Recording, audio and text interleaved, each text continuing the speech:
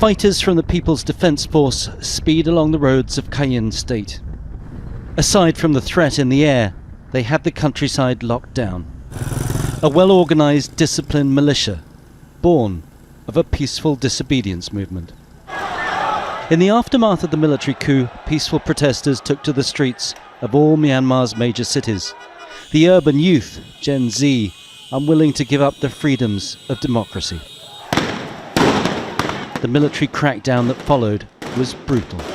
Hundreds gunned down in the streets, thousands more hauled away to detention. The protesters were left with a stark choice: submit or move to the borders and fight. I arrived in this area around August 2021. I was in the KNLA force in the Lake Khao area, Myawaddy. I decided to take up arms and fight back initially. After the training, I decided to work as medic. Trained by ethnic Karen rebels who've been fighting for autonomy for decades, they learnt new skills. But a shortage of weapons and ammunition left only one rifle for every 2 fighters. Now, all of that has changed. One of the things that's made a huge difference in the last 6 months is weapons the pro-democracy forces have seized from military bases they've overrun. These are just some of the rifles they've taken from bases in the last couple of weeks. The young urban fighters are using their social media skills too. Toji was a famous hip-hop artist. Now he tours rebel bases, raising morale and funds. I have done this kind of fundraising many times before. The enemy uses all their power and resources to attack us, so we have to raise funds by any means, such as collecting donations from people online. The song he's singing, originally performed by Territorial, politician and rapper, executed by the military junta in 2022. As the sun sets, fighters slip out of cover to wash in the river. Educated urban professionals turned into jungle guerrillas. But despite all the obstacles, it's a fight they could well win. Cheng, Al Jazeera, Cayenne State, Eastern Myanmar.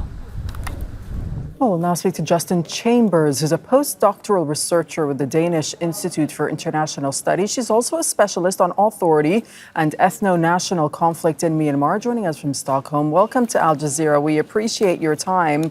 How big a threat do you think the People's Defence Forces actually pose to the junta? Because when they were first emerged in 2021, they were kind of dismissed as perhaps a group of young vigilantes, but they seem to have grown in size, haven't they?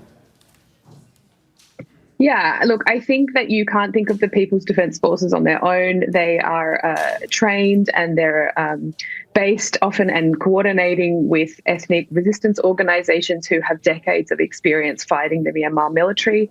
And I think if we look at where the resistance has come in the last 3 years, they have gained unprecedented territory. They've gained control of key bases that the military used to hold for decades, including bases on key strategic routes on the border. Right, and how do you explain that growth and their ability to claim land and hold on to it? Look, I think in this conflict, we can really see how little support the resistance movement has had from the international community compared to, say, Ukraine. Really, the strength of this movement comes from the people themselves. It comes from the support of civilians who aren't necessarily even armed combats. It comes from, the Generation Z, the passion and, resolve they have in defeating the military. It comes from the people who live overseas and who are funding the resistance movement. It is really a people's-led movement, and I think that's really what the key sort of strength of this movement is. And one of the significant hurdles for the junta, and in fact that we've been reporting on this over the past a few days in these special reports out of Myanmar, is that many people in Myanmar don't want to fight with and for the junta despite the conscription orders that are being put in place. How do you think that's affecting the military? Yeah, that's correct. So the military introduced a new conscription recruitment law in February, and there's been a lot of fear. Lots of young people have been fleeing the cities. They're fleeing to Thailand, to other neighbouring countries, and a lot of the resistance groups are actually seeing a huge influx of young people who are really fleeing these conscription drives. We're also seeing reports of forced conscription of Rohingya people in Rakhine State, a community that's been abused for decades by the military leading up to their genocide in 2017. So, I think that actually the conscription drive is a sign of weakness, and it really just shows how desperate the military is. They are completely demoralized. They're losing troops all the time, both to casualties on the ground, but also in terms of defections, and huge numbers have surrendered as well in key territories. And what's next for the armed resistance? How do you see it playing out for the groups on the ground, particularly without the international assistance and weapons shipments, for example, that the junta gets? Yeah, look, I think it'll be interesting to see what comes in the next few months. We've seen huge gains, particularly in the last 6 months since Operation 1027 in October last year. But the monsoon season is coming. We know that conflict slows down during this period just because of logistical issues. But I think at the end of the day, the military is losing ground.